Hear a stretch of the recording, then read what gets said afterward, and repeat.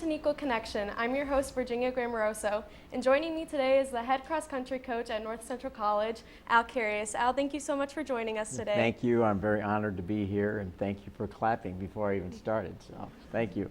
So to begin, can you tell us how many years you've been coaching at North Central College?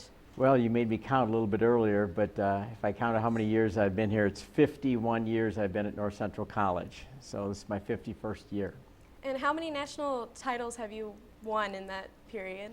Personally, I've won no national titles, but our teams at North Central College have won 28, and we've been in the top 4 teams in the nation something like 60 different times. So can you share a little bit about what a normal day at work looks like for you? Well, I hang out with your father a lot, Frank Grammarosa, who's a great, great guy.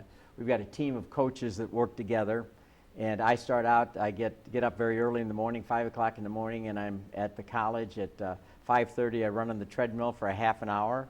Then I meet with our cross-country team at 6:30. We run outside from 6:30 till 7. Then we do core training, hurdle drills, and we're usually done by about 7:15. Then on Monday, Wednesday, and Friday, we have practice at 3 o'clock in the afternoon. And on Tuesday and Thursday, we have practice at 12:15 on Tuesday and Thursday. On Saturday, we have practice at 6:30 in the morning for a long run, and we don't do anything on Sunday from a track and cross-country perspective. All right. So can you tell me a little bit of, about where your inspiration came from to be a coach? I think that there are many. I like the saying that you're part of every person that you've ever met and every experience that you've ever had. So there's many people that have influenced me. Certainly my parents, my brother was an inspiration to me. I come from a very small town, Morton, Illinois, in central Illinois, and I used to go to all his athletic events, and I just thought, man, I'd love to be an athlete. And then my coaches from junior high to high school, I really admired and respected. Yeah, I loved athletics, and to me it was a living education, a way to learn life's values through sport that I felt were very important to help me with everything that I was doing academically, socially, as well as athletically. Things like commitment, discipline, work ethic, being a team player, and many of the values that I think are critically important to being successful, I learned on the athletic field. Mm-hmm. So you're well known for your motto, run for fun and personal best. Can you explain a little bit about the meaning behind that motto? Sure. Run for fun.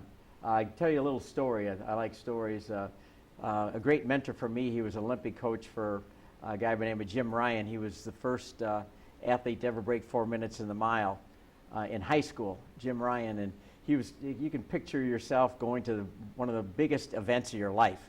And he was going to the Olympic finals in the 1500 meter, and he was walking with Ted Hayden, and Jim Ryan said to Ted Hayden, he said, "Say a prayer for me." And Ted Hayden, who was a great mentor and a role model for me, said, "No, I won't say a prayer for you." And Jim Ryan said, "Why?"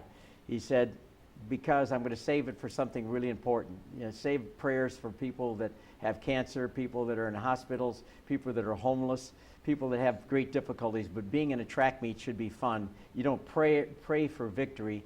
It should have a perspective in what you're doing, and athletics should be fun."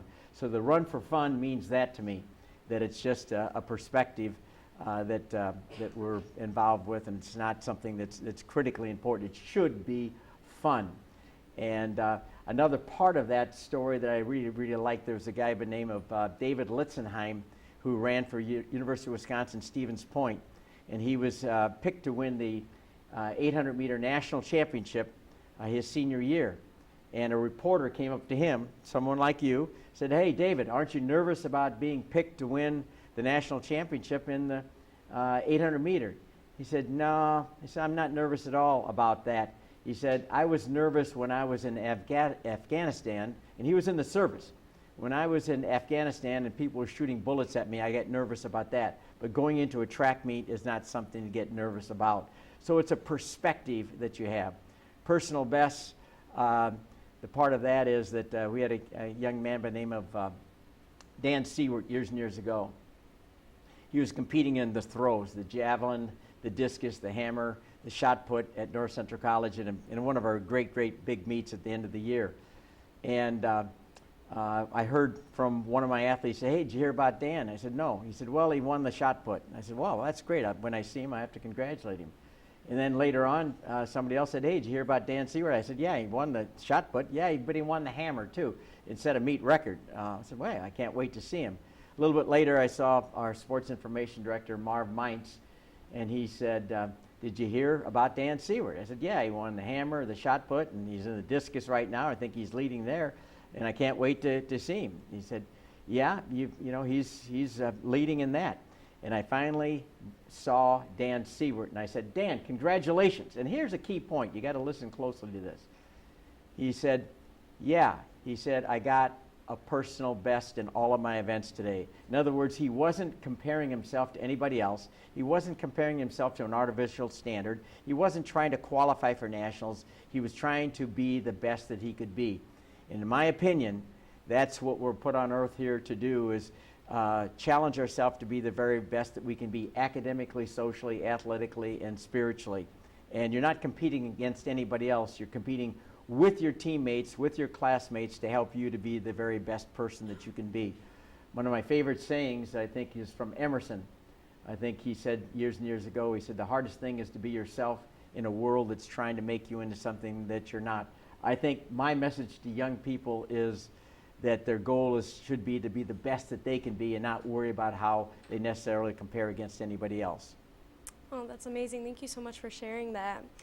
So from your story, it seems like you're really connected to all the people that you meet. So can you explain how your relationship with your coworkers and the guys on the team affects your performance at work? It's a great question. I'll try not to get too deep into this, but a guy by the name of Dr. David Duke, I heard speak a couple of years ago at a national convention. He said 80% of coaches are level 1 coaches. Maybe this is a little bit difficult to understand. He said they're level 1. They deal with science, technique. You know, whenever I'm speaking at clinics, the first question that comes up is, "What do you do with your workouts?" Everybody wants to know the workouts, but success comes far below the workouts, the science. He said 80% of the coaches deal with level 1, and that's just the physical part of things. He said only 15% of coaches deal with level 2, and that's where you combine the mind and the body. Sports psychology, the mind and the body working together in terms of maximizing your abilities. But he said something that really got my attention. I think this addresses your question. He said only 5% of coaches deal with level 3, and that is dealing with the heart, the spirit, or the holistic person. When I coach, I want to get to know who you are, not just as an athlete. I want to get to know who you are as a person. And so my goal is to get to connect holistically with my athletes and let them know that I care about them, not just how fast they run, but who they are as a person, and that I care about them and their growth. The essence of life is growth, and my goal is not the outcome in track and cross country, but the person that the athlete becomes in the process is far more important to me. I want to see them grow as a person, because I know if they've gone through a successful athletic program, once they leave our program, they can take those values that they've learned in the program and apply them to all parts of their life. All right. And for our last question, has it always been your dream to be a coach? That's a great question. You're asking a lot of excellent questions.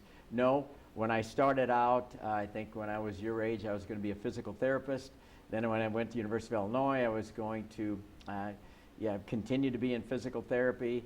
Then I was going to get my PhD in physiology, and I was going to teach at the University of Illinois Chicago, UIC. I had a job there. And ironically, I won't tell the whole story, but ironically, I got a call from North Central College, and they said, "Hey, would you be interested in looking at North Central College to teach and coach here?" And they said that I could continue to run and while I was teaching and coaching, so I chose North Central College, and I've been there for 51 years. All right. Well, thank you so much for watching. I'm Virginia Grammaroso from NECO Connection, and thank you again to Al Carius for joining us today. Again, thank you all for watching. Have a great day. Thanks, everybody, for being here. Good luck to you.